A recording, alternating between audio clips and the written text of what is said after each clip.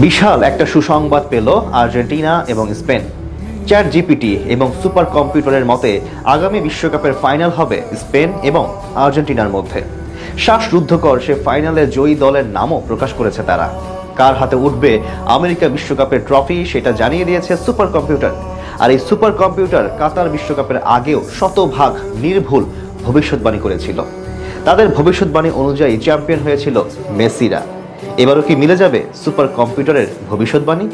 কার হাতে উঠবে আমেরিকা বিশ্বকাপ, মেসি নাকি লামিন ইয়ামাল? তা নিয়ে বিস্তারিত জানবো রিপোর্টে।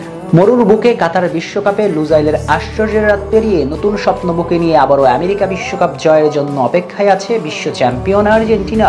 বিশ্বজয়ের স্বপ্ন বুনছে তারুণ্য নির্ভর স্পেনও। প্রথমবারের মতো ইউরোপের প্রথম কোনো দল হিসেবে আমেরিকার মাটিতে বিশ্বজয় ইতিহাস গড়তে চাইবে লামিন ইয়ামালরা। এই দুই হেভিওয়েট দলের স্বপ্ন যখন এমন আকাশমান, ঠিক এই স্বপ্নের পালে হাওয়া দিচ্ছে চ্যাট জিপিটি এবং সুপার কম্পিউটার। তারা ইতিমধ্যে জানিয়ে দিচ্ছে দুই ফাইনালিস্ট দলের নাম। তাদের মতে 2026 সালে ফ্লোরিডার হার্ড রক স্টেডিয়ামে ফাইনাল গড়াবে আর্জেন্টিনা এবং স্পেনের মাঝে। থ্রিলার সেই ফাইনালে জয়ী দলটার নাম ইতিমধ্যে জানিয়ে দিয়েছে সুপার কম্পিউটার। সেই ফাইনালে 1-0 গোলের ব্যবধানে লামিন ইয়ামালের স্পেনকে হারিয়ে ট্রফি ঘরে তুলবে লিওনেল মেসির আর্জেন্টিনা।